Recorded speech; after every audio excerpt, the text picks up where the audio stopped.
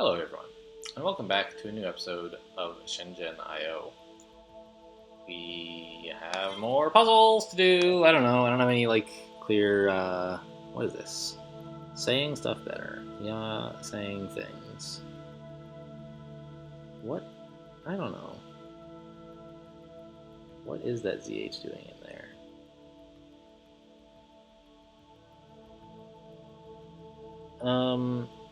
So, I don't know, all this sounds like I told you guys, I don't really want to read all this, but if you do, feel free to pause the video and tell me what I'm missing. Give me a mission, please, or a thing. Infrared sensor.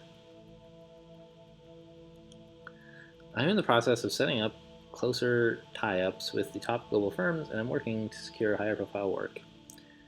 The first result of these efforts is a contract to create an infrared sensor. This allows us to participate in the booming market for passive monitoring systems to detect illegal activities, illegal carbon emissions, illegal rolling operations, illegal immigration. If it's against the law and it generates heat, we'll detect it. Okay. Great. So a heat detector of some kind. What do we got? What's new? This is new. Who knows what that is? A simple input connected to a real-time clock console. Connected to an infrared sensor. That's a sensor. What the hell is that? Can I rotate? Okay, I can flip it around. Alarm is an output connected to a silent alarm. Okay. This is a clock. This is a sensor. What is this? Huh. I don't know. The alarm should be turned on whenever the sensor reads at or above 20 between the specified on and off times. The on and off times are set by the operator using switches that can be read as XBus inputs and use numerical values compatible with the clock. RTC. What is this RTC? Real-time something?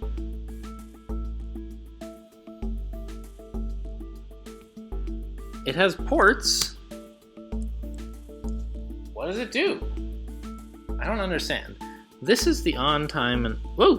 I can pull those around. Did not expect that. Oh, I see. Is this the clock? Real-time clock? Yes, this is the real-time clock. Okay. I saw that these things had numbers on them and thought that they were the clock, but no, this is the clock.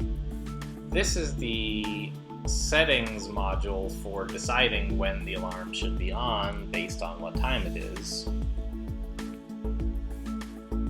This is the input to whether there's someone in the house.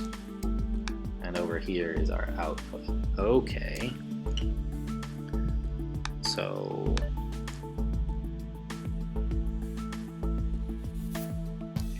RTC, that's the real-time clock input. So as time goes up, wait, sensor, if the sensor reads at or above 20, okay, so we're being asked to use a comparison operator here for the first time, fine. Comparison operator other than equals. So how exactly do we want to do this? The clocks on and off time are set like XBus inputs, which I guess means they're gonna go, well, actually, let's find out. How is this XBus input going to behave? So let's just write this guy to SLX on X0, X0, and then just add X0, see what happens. So we get sent the message. Alright, so apparently the standard XBus thing is to send a message every clock cycle. And if you don't, something weird is going on. Okay. So, that means that we're basically going to have a...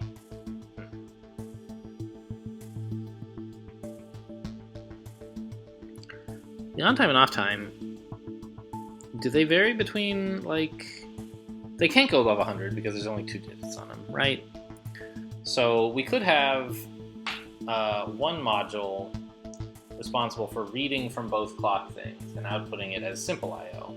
If we think that would be easier to work with, we could have simple I/O instead of X input. It does seem simpler. And then we're just gonna have another module. How does the clock give input? The clock is a simple input. I see. So that means it might actually be more convenient to have these provide. These are like our source of time, so we don't have to sleep. Maybe. I don't know.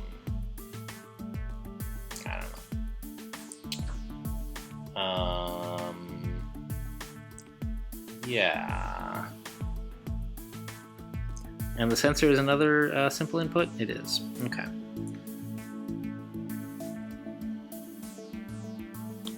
And the output is what? The alarm is a simple output. Okay. So we need at least 2 simple inputs and 1 simple output. Which means we can't possibly do this with just 1 chip. Even if we got one of these big ones with a ton of X inputs on it. X buses. Fine.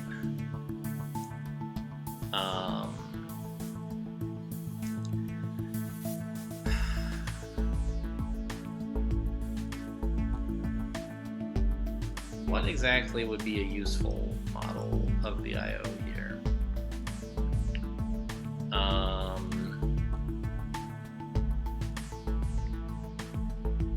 We could use one of these guys, I think, to take all of the clock inputs, this actual clock time and these clock settings, that's taking up 2 XBus inputs and 1 simple input, and convert it to a simple output, which is whether the alarm is active right now, right?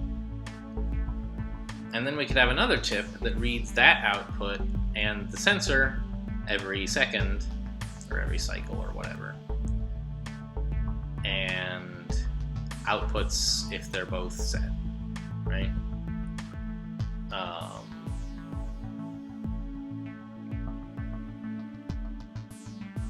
That seems fine.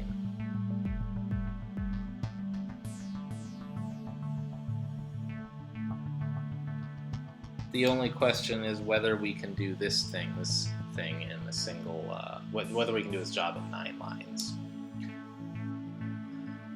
So how's that gonna look? Do you need to do an SLX? What happens if you just do a read?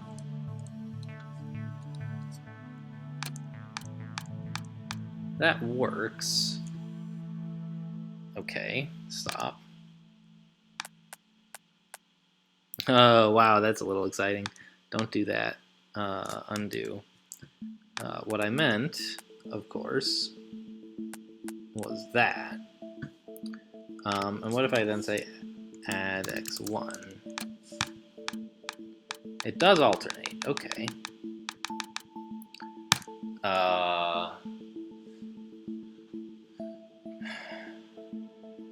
Okay.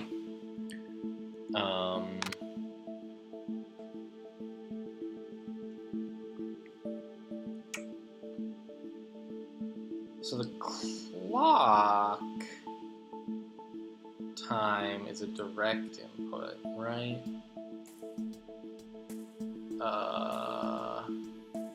Alright, so let's wire that up.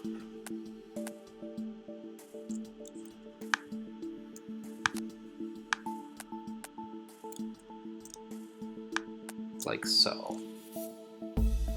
Not sure why the clock has, like, apparently 2 outputs. I guess one of them's not wired up. Right? Connects to this one.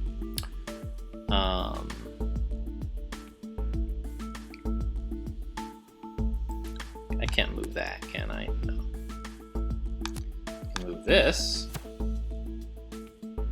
Not sure. sure that it's useful to do so. Okay, so the thing to do here, I guess, is on time and off time. If it is between the on and off time, off seems to be lower than on, so I wish we could verify that that was always going to be true. But it doesn't seem like we easily can. What is this? Oh, that's a speed. That's kind of nice. Alright. Because these don't show me what on and off should be.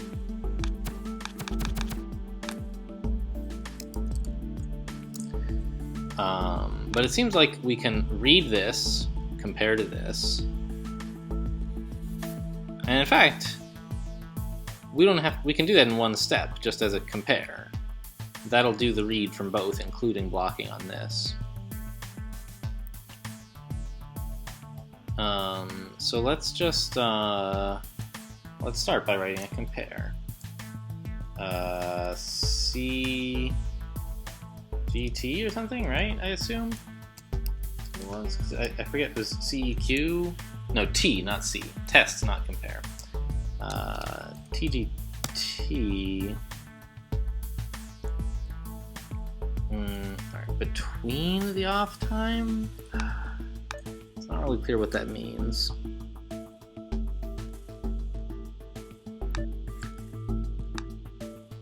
TGT, the X0 with.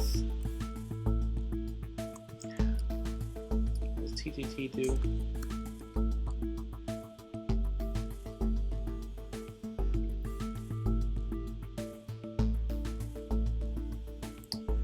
Test left and right. Test whether the first one is greater than the second. Oh, and we have this TCP to do a generic compare.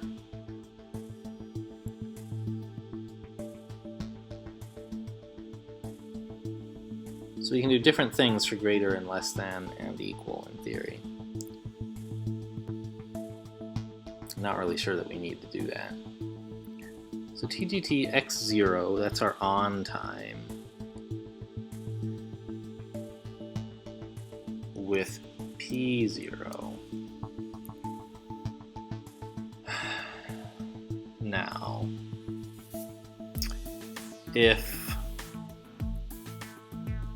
Oh, I was thinking that we would need to make sure to read from both on and off at each step to keep them synchronized, but they don't even mind if you skip one of them. They're just going to keep outputting the same thing forever. So let's call this init. If that test was true, we were greater than the on time. Do I have a test less than? I do. So if on time is less than the current time, then that means we don't want to be on anymore. So we want to, in that case, move 0 to P1, which, yes, I know is not connected, and jump to init.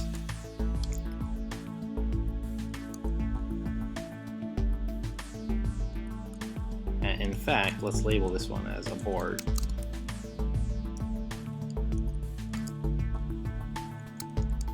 Can I do that? Yes, interesting. I can make them be pluses after a label. So I'm just going to reuse this abort for what happens if the other one doesn't test correctly. So now we're going to test less than x1 of p0. And if it, oh shoot, test greater than, right? I wish so much that it would tell me what I'm supposed to do if the times are equal, or like what times I'm even supposed to be testing. It just is not clear. I guess command click to talk. Oh, you can set breakpoints. That's nice. Okay, so maybe what I need to do is look at like the alarm output here. What is this time right here where this first happens? Not so easy to tell, is it? It's here. 93, I guess. Yeah. So 93 is actually when we want to first trigger. And when do we want to stop triggering?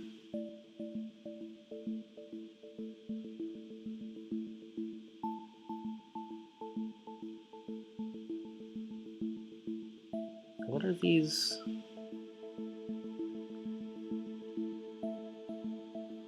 What? Why does anything happen at time like 3?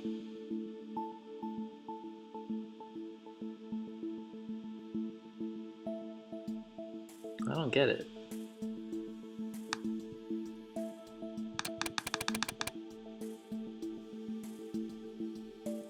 Okay, very fun.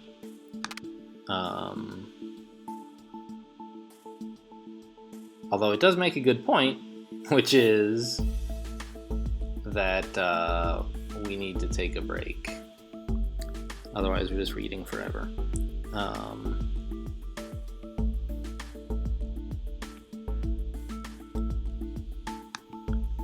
Here's an interesting thing. We can actually, well, how do we arrange to get our sleep in? I don't know. Well, let's say here that we jump to abort. Test less than 93. So if it's less than 93, we don't want to alert. And if it is not less, we do want to alert. Fine. Not sure what the deal is with 20, but at least this seems to be right. Wait. If it is less than 93,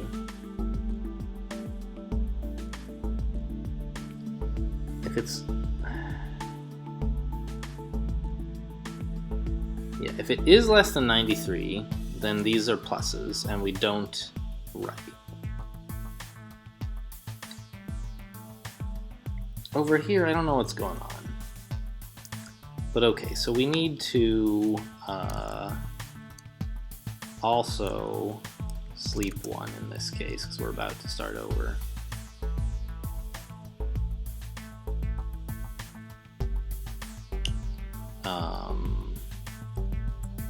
And otherwise, if both of those tests succeeded, we need to move 100 into P1. I don't actually need to use minuses here, do I? And then sleep 1.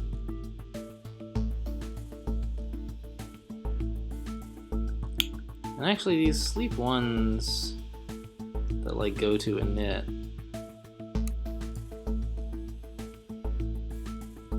this could be end, right? And then instead of jumping to sleeping 1 and jumping to init, we could just jump to end, which is going to sleep 1 and then sort of implicitly jump back to init. All right, so what happens now? We compare x0 with p1.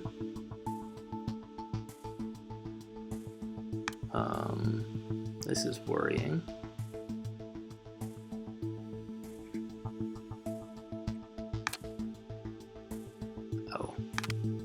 guess I want to compare P0 with X0. And likewise here. Okay, so they do not match. Therefore, we move a 0 to P1, jump to the end, which involves sleeping and starting over. So we continue to do that for quite some time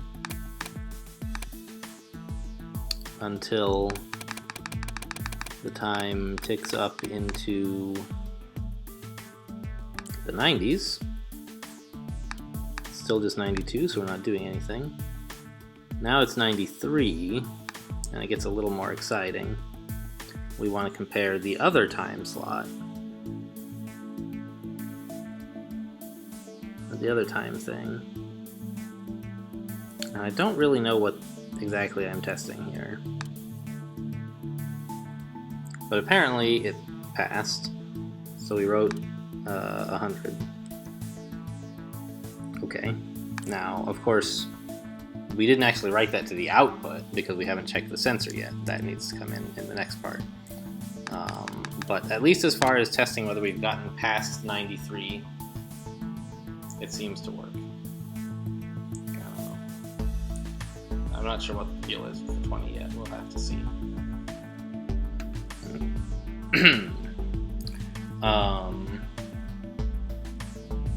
So now we have to write this other chip.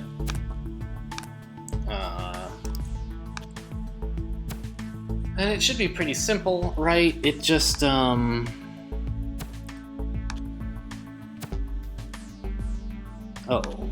we don't exactly have the right kinds of inputs and outputs for it, do we?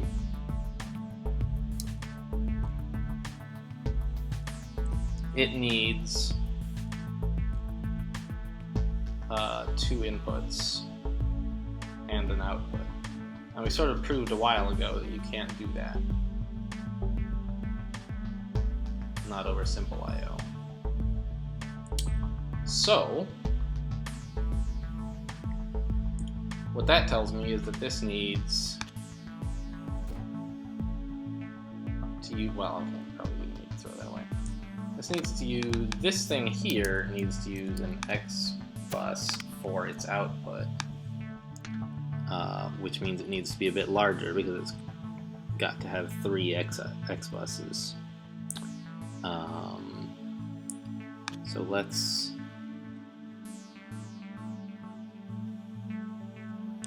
actually compare. How do these look? We have P0 and P1 in the same place.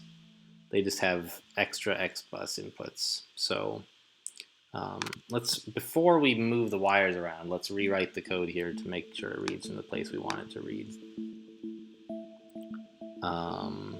Well, I'm not sure we can do that so easily. Okay. And I guess on this side it can remain basically the same, right?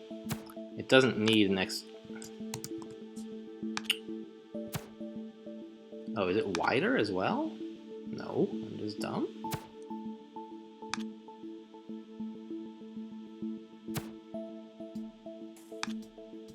Oh, there we go. That's where it slots in. Okay. But instead of X0, we should refer to X1. And, oops, I ruined that. And P1 goes there. And where we were talking about X0, we're not talking about X1.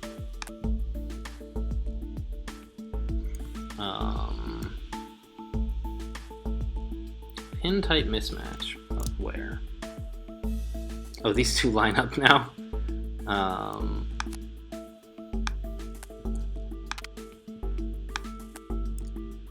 Okay, that looks good. But now this thing that was reading from X1, oh shoot. Good thing I kept a copy. where we used to see x1 here, we need to now see x2. And that is where? Nowhere? This one should have been. x2. And instead of writing to p1, we need to write to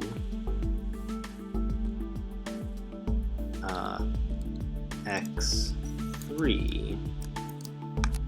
Clear that out. Connect that up. x3. Okay. So let's test that this one still behaves somewhat reasonably. You get out of here. No. Heart not sleeping, blocked on right. Well, sure. I guess we need a new chip. Which has...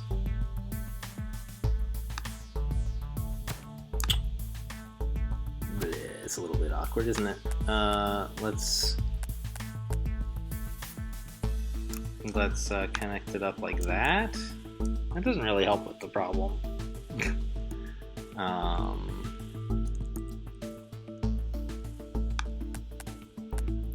Connect it up like that. And that leaves us room to bring this guy down.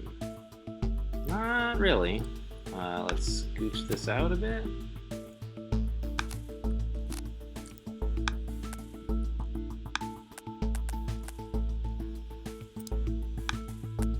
There.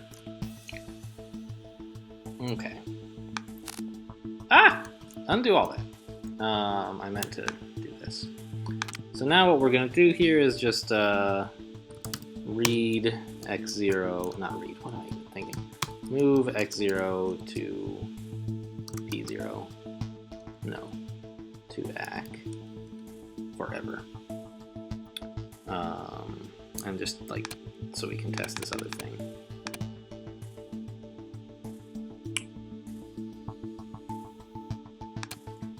Heart not sleeping, blocked on read. What?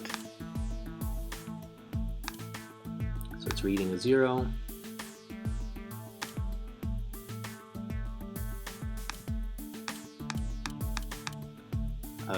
Okay, I guess. So let's start by SLX x0, I guess. Fine. So it just reads for as long as it can. And we're still sending it zeros, right? Yes. We get to here. We send it a 0. And now we should be ready to send it a 1. No, we still send it a 0 because our test on this guy is messed up.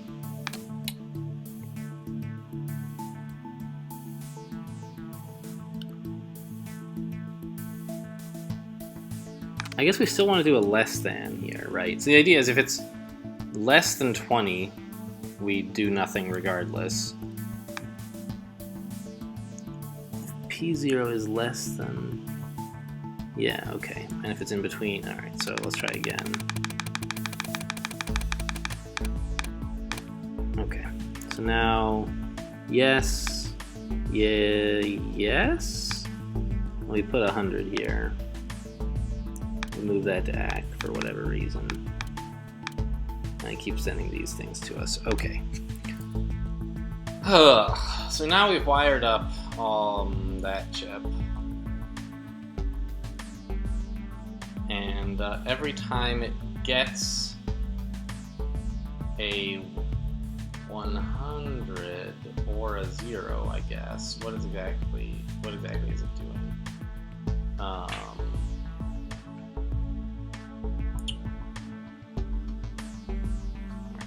So I guess what we need somewhere is we need an off. What am I trying to say here? Label. we need an off label here that moves 0 to P1, which of course we need to wire up. And I guess that's all it really does. Now let's write what its actual code is. So the first thing we're going to do, I actually guess that was its actual code, is sleep until something is available, which really should just be one cycle, but we'll use SLX since what we really care about is that there's a read, not how long it's been. SLX of x0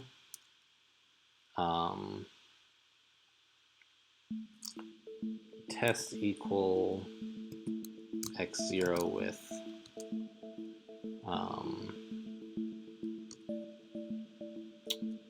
100. Well, let's test it with 0, and if it was, then jump to off. Otherwise, we are currently in active alarm mode and we need to check the sensor. So what we do is we test,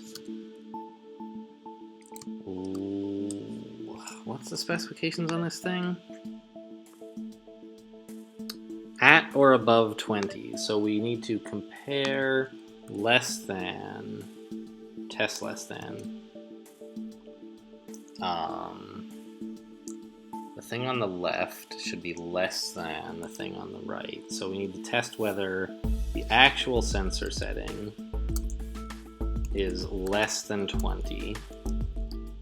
And if it is less than 20, then we want to do nothing.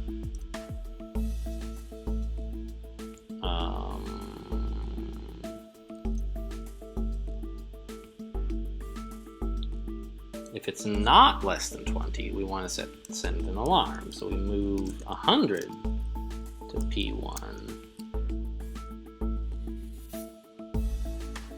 Right? And then just jump to init, which I guess will move up here. All right. Is this code really ready to be tested? I don't know. Let's try it. I forgot you can set breakpoints, so I don't have to do all this crap every time. So we're sending 100 over. Now we're testing if it's 0. It wasn't, so we don't just immediately jump to off. We test whether P0 is less than 20. It wasn't, so we send 100 to the output. And we jump back to init, and we wait for the new clock input. It's still 100. Sensor is still in the right range. Okay, now what's about to happen here is unclear to me. So what exactly is going on here? We've read P0. Where did that go? I don't know. But apparently it was not less. Because the clock has dropped all the way down to 0. So this is now explaining why we stopped alerting. It's because we're now... Oh, I don't understand. We're now less than the off time, which means we still want to be sending the signal, right? No, I did it wrong.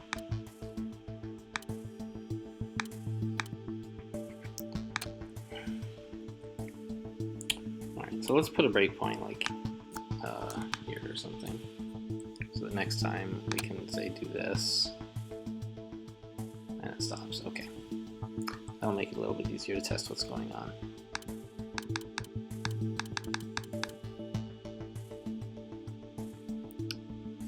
So we tested... Oh, so this is like an OR? don't understand what we're supposed to test.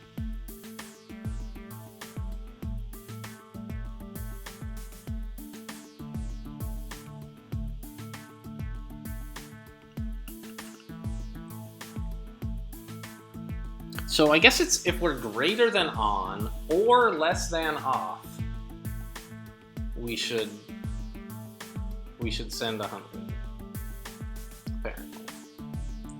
And then here is when we,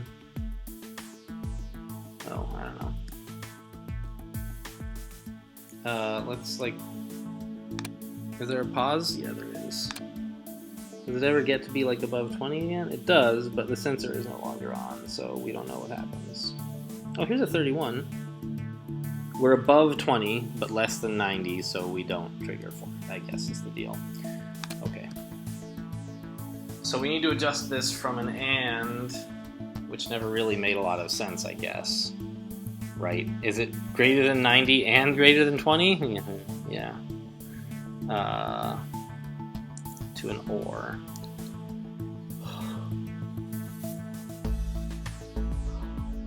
So how exactly do we do that? I guess we have a single jump target that is writing 100, and either of those cases passing can just jump into it, right? So first,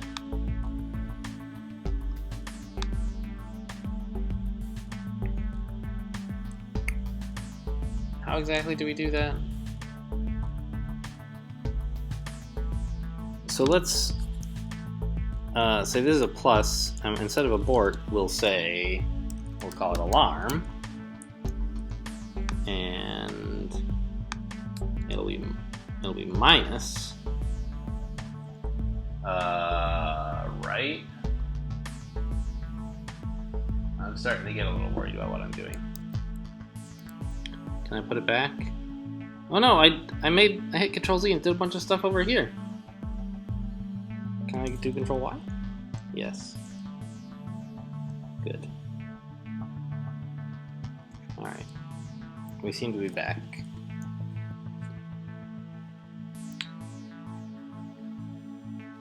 Let's confirm that we're back by running the tests through here. Yeah, we have the same failure we had before. Okay.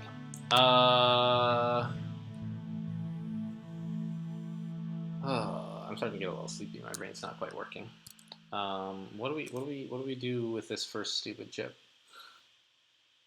Would it be simpler to just rewrite it? That's the thing about like writing in like these horrible low-level languages, is that like holding even the simplest conditions in your head is real hard.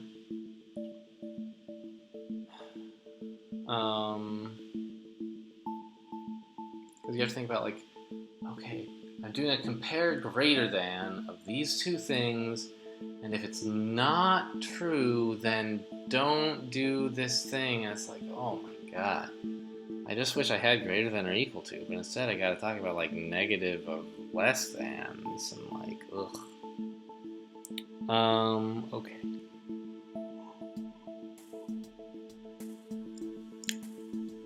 So as written now, it's testing less than.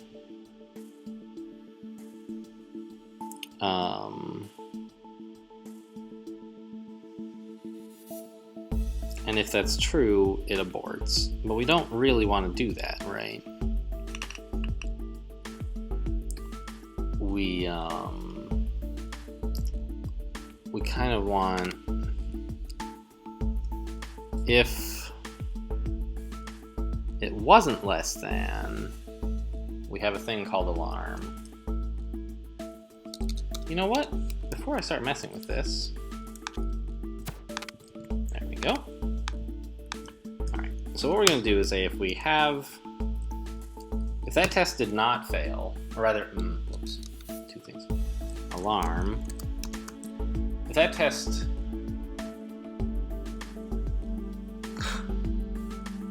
did fail, it means that we were greater than or equal to the start time.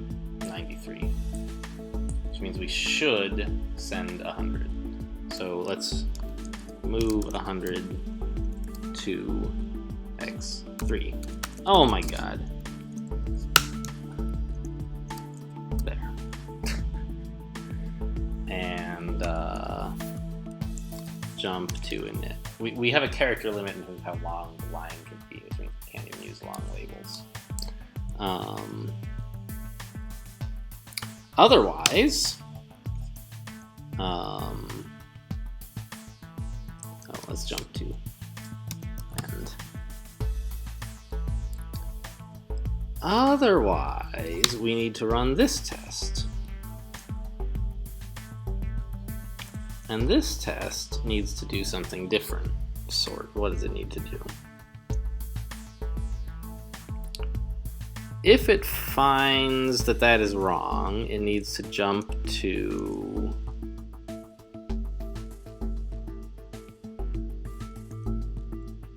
if that test is wrong, sorry, if that test completes, we want to move a 0.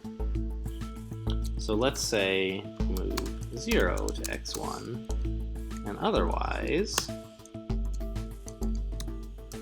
move 100 to x1. And in either case, we fall through to end, which involves sleeping for 1. Okay, what happens? Pin is not connected. Yeah, you got that right. So first, we do this test. It did not pass, but we still got to check the other one. It moved 100. Well, that's not right. So we got the condition backward? I don't know. Let's try putting a minus and a plus, man. Oh, wait, no. That's because... I remember why. It's not because this is backwards. It's because we need to invert the meaning of the test, kind of, right? Which means doing a little bit more than flipping the plus and the minus. We want to test...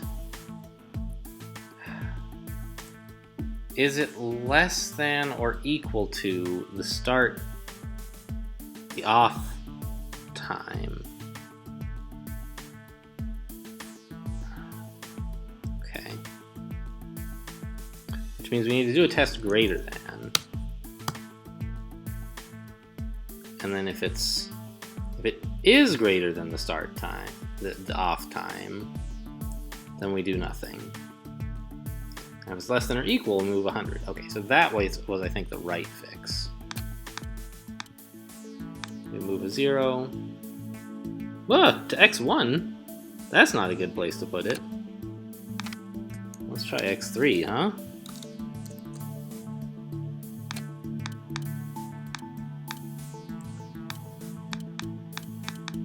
Alright, so we continue on. And we successfully triggered the alarm here. Now, what happens at this time step? We checked whether it's greater than the on time, which it no longer is because we're down to 0. So we tested if it's less than the start time. And it is the off time, Jesus Christ. So we consider the alarm still to be on, and we send 100 over. And then this thing says, oh yeah, it's 100, and there's still a bunch of noise. So we send all the stuff. Great. How about here? What is the time now? It's 2, but the sensor has just stopped being triggered, hopefully.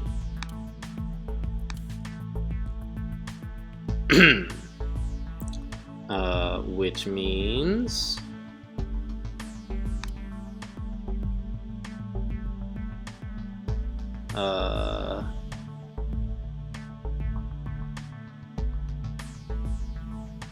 wait. Why is this jumping to init? Shouldn't it jump to off, i.e. just fall through? I think so. There's never a case where we should just like leave the alarm state as whatever it was before. It's either on or off at this point. Right?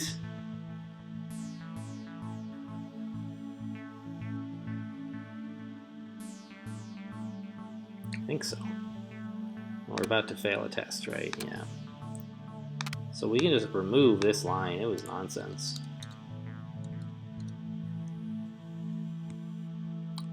Okay, let's continue on.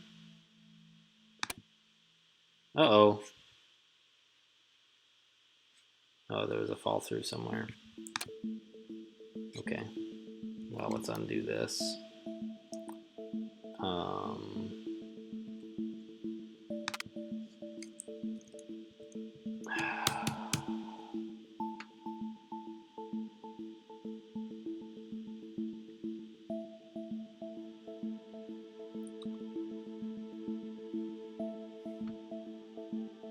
Okay, so I guess what we need to do is add a line here instead to say move 0 to P1 in the opposite case of the test.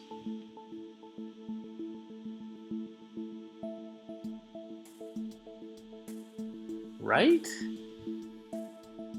No. What we need to do is remove that line and mark this one as part of the same conditional.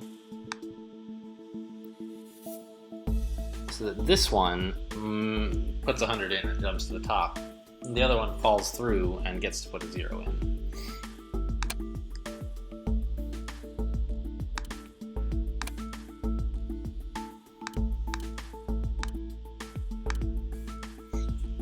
Okay, so first now we're testing x0 compared to 0.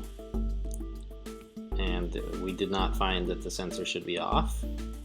Now we're testing P0, which has what value at this time? 31. We're comparing that to 20. Now we're sending 100 and jumping to the beginning. Okay. Now something interesting is about to happen, right? Which is that the sensor is about to drop. No, what's about to happen? Oh yeah, the sensor is about to go down to 18. Okay. So the alarm is still on, but that test fails, and so we move a 0. Okay.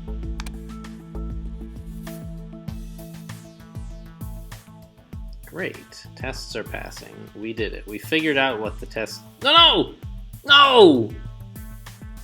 This is one of those stupid boundary conditions, isn't it? Where it's not clear what we're supposed to do and one of the inputs is exactly a thing. And then fixing it is just going to be a nightmare because you got to look at these awful comparisons. Alright.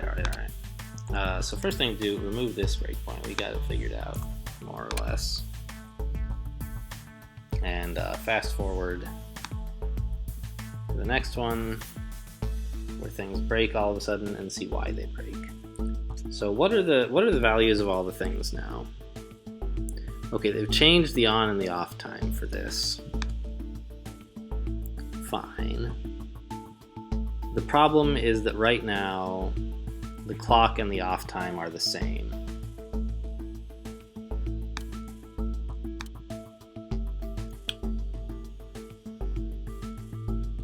And we are saying the sensor should be on when apparently the system believes that is not how things should be. Oops, I should not have restarted.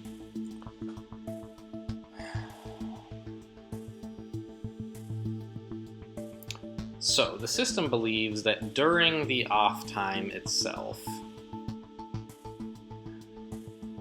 the sensor should not be active. Okay, fine. So what does that mean we're doing here? It means we want to test whether the sensor is strictly less than, not less than or equal. So what we'll do is test less than instead of greater than. I will invert the meanings of both of these two, and I think that that gets us what we wanted.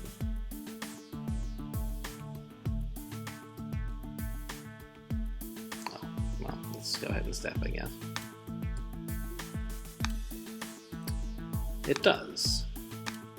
We successfully sent a 0 into that area. So we correctly divined the intended meaning of all these dumb tests. And we made it. Okay. That was an interesting... it was kind of fun to get these guys to communicate with each other, figure out how to utilize the ports we have available. It was frustrating that it was not clear what the goal was. You know, welcome to software development, though, I guess. But I feel like this game could do a better job of telling you, like, it just says do X if the thing is between this and that. It's like, are you kidding me? I don't know what between means. You gotta tell me this stuff. Anyway, do we get a promotion or something? Just letting you know, your design was well received and is set to be integrated into a number of products currently under development by defense and security firms.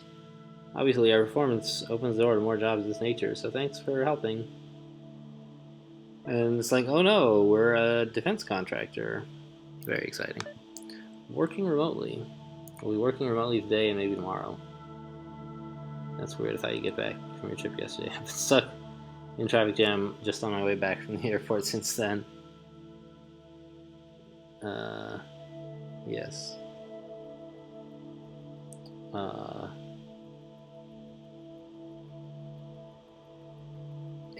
It's a reference, I imagine, to like an actual traffic jam that occurred in China in, like, I don't know, Shanghai or Beijing, one of the big cities, right? That lasted 4 days. There were cars that just did not move for multiple days, or did not get very far anyway. I don't know. Look it up on Wikipedia. I don't know what it's called, but it's a super long Chinese traffic jam, and I'm sure from that you can find it. This has been a tiring experience. Fun, maybe not something I want to do like super long term, and I imagine the game gets real hard, as these games often do. For now, I'm having a good time, but if you guys want to watch someone who gets like 100% on this and makes it all the way to the end, I don't know, that person's probably not me. So I hope you are enjoying what episodes we do have, but don't expect them to continue forever. Thanks for watching, and I'll see you next time.